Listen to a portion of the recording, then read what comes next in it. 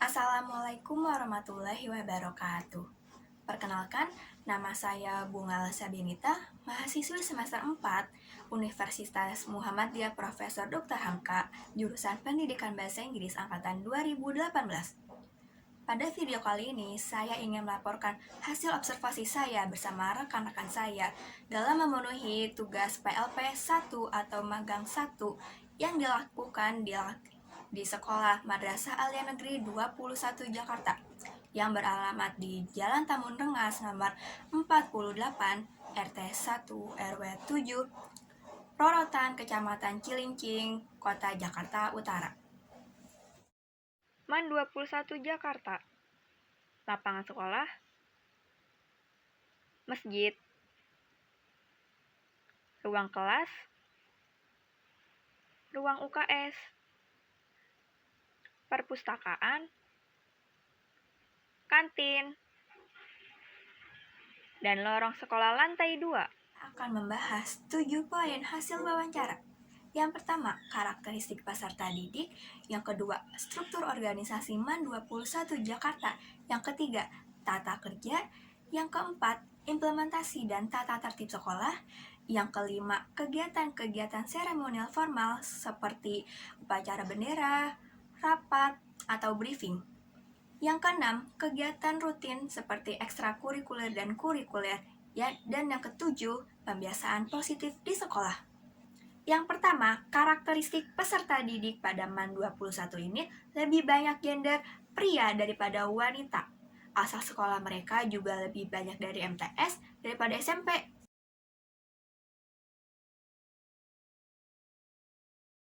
Karakteristik peserta didik MAN 21 ya.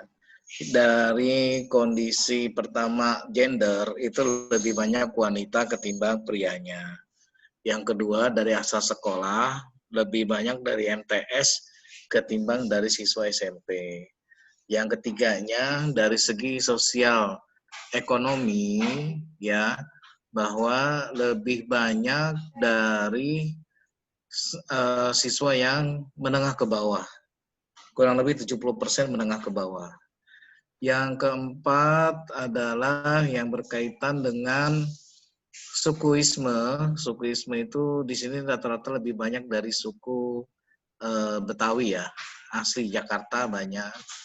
Dan kalau dari asal Jakarta dan luar Jakarta, hampir 60% itu dari Jakarta, 40% siswa kita dari luar Jakarta, 60% dari dalam Jakarta. Selanjutnya kalau untuk kaitannya dengan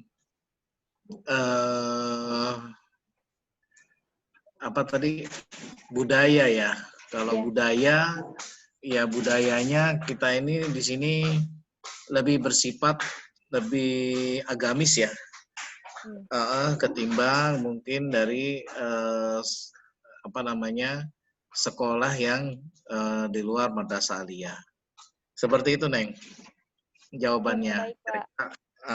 Apa lagi kira-kira yang kurangnya? Silahkan ditanya. Yang kedua, struktur organisasi pada MAN 21 Jakarta ini, kepala madrasah dibantu oleh 4 orang wakil. Yang pertama, wakil bidang kesiswaan. Yang kedua, wakil bidang kurikulum. Yang ketiga, wakil bidang humas. Dan yang keempat, wakil bidang sarana dan prasarana. Dan juga ada kepala tata usaha.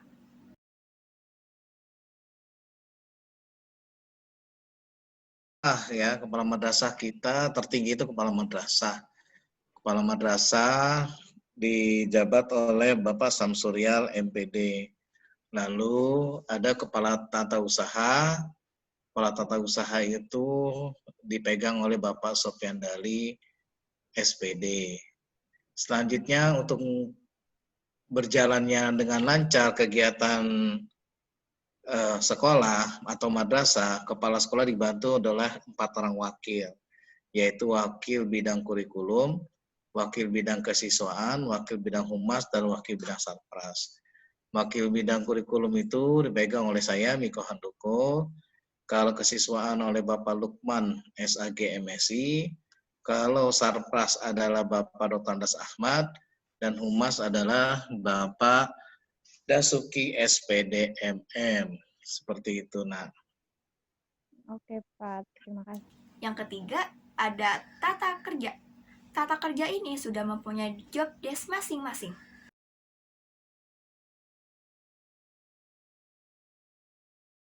Kalau kurikulum itu fungsinya dia mengatur ya. Job desk-nya kami ada masing-masing. Job desk-nya adalah kalau kurikulum itu mengatur kegiatan tentang KBM ya, secara umum. Kalau kesiswaan itu dia mengatur tentang pembinaan kesiswaan, yang terdiri dari pembinaan kepemimpinan, pembinaan keagamaan, pembiasaan, dan juga ekstrakurikuler. Itu di bawah kesiswaan. Sementara untuk kegiatan Sarpras yang berkaitan dengan sarana dan prasarana yang menunjang KBM, sementara kalau humas itu adalah yang berkaitan dengan hubungan kemasyarakatan, baik secara internal, yaitu baik dari guru ke guru, atau dari sekolah ke guru, atau dari sekolah komite dan sebagainya, atau eksternal, yaitu hubungan antara madrasah dengan dunia usaha atau dunia industri, ataupun dengan dunia atau lembaga yang di luar MAN 21 Jakarta. Seperti itu. Yang keempat, ada implementasi peraturan dan tata tertib sekolah. Ini sudah sangat tegas sekali. Jika terlambat sekolah 10 menit, sudah mendapatkan hukuman. Di sekolah ini juga tidak boleh berpacaran, karena sudah ada di dalam tata tertib.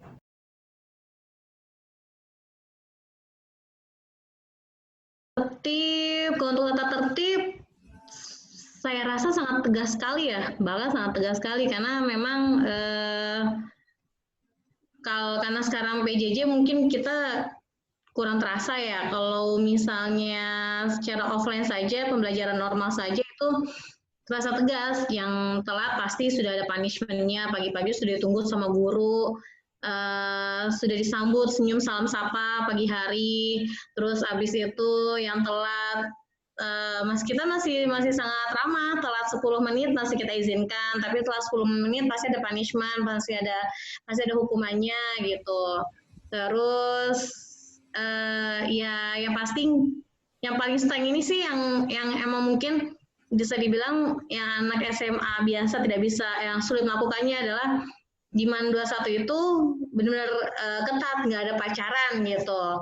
Karena memang ada aturannya tertulis di tata tertib, tidak boleh berpacaran seperti itu, tidak boleh bawa handphone. Kalau di SMA lain mungkin ke sekolah masih bisa bawa handphone ya, maksudnya saat pembelajaran dia mungkin masih bisa ngantongin handphonenya, taruh di tas atau taruh di laci. Tapi kalau di MAN 21 jangan coba-coba karena pasti akan ada sidak dadakan seperti itu. Pokoknya sebenarnya tergantung siapa yang ngasih sih. Paling sering bersihin lapangan, terus bebersih kantin sama nyiram tanaman. Beberapa yang berat banget yang udah sering telat itu pasti kayak bersihin kamar mandi segala macam. Yang kelima, ada kegiatan-kegiatan seremonial formal di sekolah, yaitu upacara bendera dilaksanakan setiap hari Senin 2 minggu sekali, dan upacara hari besar lainnya.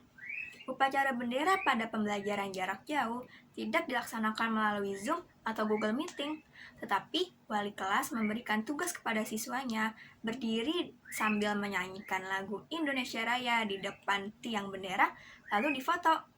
Dan juga, jika ada rapat guru, siswa lebih banyak menghabiskan waktunya sama teman-temannya. Dan jika mereka diberikan tugas, mereka akan mengerjakannya.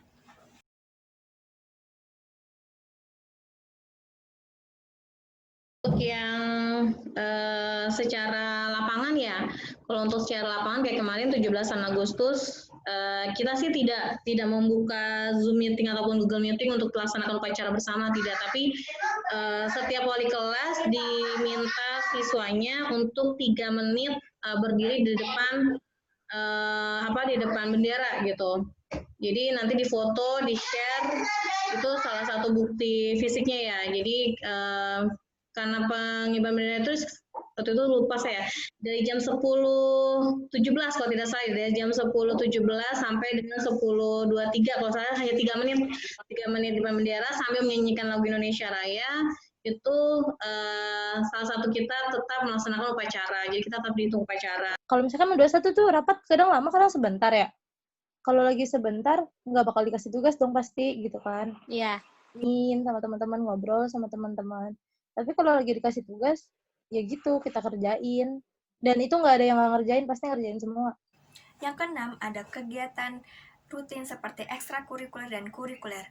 Di Sekolah MAN 21 ini terdapat 15 ekstrakurikuler, yaitu ada pramuka, PMR, paskibra, rohis, olahraga prestasi, tari saman, teater, English club, jurnalistik, dan lain-lain. Di Sekolah MAN 21 ini juga terdapat kegiatan rutin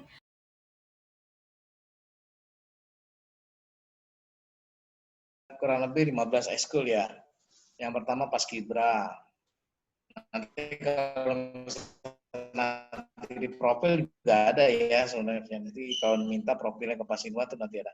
Paskibra, kedua rohis, ketiga pramuka, keempat PMR, kelima futsal, keenam olahraga prestasi, ketujuh Arabic Club, kedelapan English Club, 9 pencaksilat, kebetulan kan pembinaan lewat jadi saya ingat tuh tapak suci ya, pencaksilat, terus jurnalistik kita yang terbaru ya sudah 2 tahun jurnalistik, terus apa lagi kurang lebih ada 15 lah ya. Kalau kami kegiatan pembinaan kesiswaan itu ada yang kegiatan harian, ada yang kegiatan mingguan, ada yang kegiatan bulanan, ada yang kegiatan per 3 bulan, ada yang kegiatan per 1 semester. Nah, kalau kegiatan misalnya kita itu yang kegiatan seminggu sekali ya, kalau kegiatan pembiasa itu setiap hari, nah. Misalnya sholat duha, tilawah, itu setiap hari murojaah dan one day one ayat itu setiap hari. Terus yang kedua itu adalah yang seminggu sekali itu, contoh adalah upacara bendera. Terus yang kedua adalah senam. Senam itu adalah setiap Jumat hari Minggu kedua. Terus yang ketiganya adalah kelas performance. Ya, minggu keempatnya itu adalah kajian kitab, ta'limu ta'lim, seperti itu. Iya. Kalau yang kita per 3 bulan itu kita ada namanya khatmil Quran. Khatmil kita per 3 bulan ya. Terus juga ada kegiatan-kegiatan misalnya pelaksanaan yang kita 2 tahun lalu kita laksanakan itu adalah porseni ya, porseni. Dan ada kegiatan 1 semester sekali, ada kelas meeting, ada pameran dan sebagainya. Ada kegiatan kunjungan ke museum dan sebagainya. Dan yang ketujuh, ada pembiasaan positif di sekolah yang dilakukan oleh Miss Mai atau guru bahasa Inggris. Beliau lebih suka sharing bersama anak dan memberikan motivasi kepada anak kelas 12. Dan pembiasaan positif di sekolah yang dilakukan oleh Siska atau lulusan murid angkatan 2020, ia melakukan sholat tahajud rutin, sholat duha tidak pernah ditinggalkan, dan tidak pernah meninggalkan sarapan karena sudah ada di dalam budaya sekolah tersebut.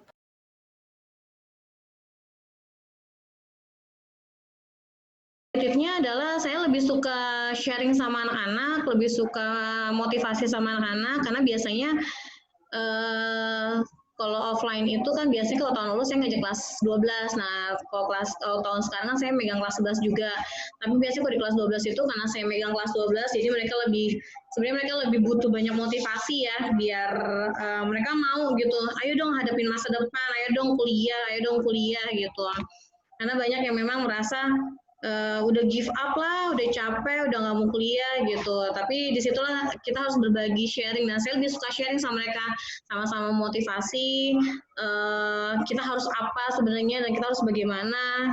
Itu hal yang positif yang sering saya lakukan. Salat tahajudnya jadi benar-benar rutin. Duhanya saya nggak pernah ninggal. Terus ini sepele sih, tapi saya nggak pernah ninggalin sarapan karena emang ada budayanya di sana. Kan kelihatan sepele tuh sarapan, tapi sebenarnya tuh penting. Kalau ninggalin sarapan kan bisa bisa dapat diabetes segala macam. Jadi gitu. Demikian video laporan PLP dari saya. Saya mohon maaf jika ada salah kata atau perbuatan. Dan assalamualaikum warahmatullahi wabarakatuh.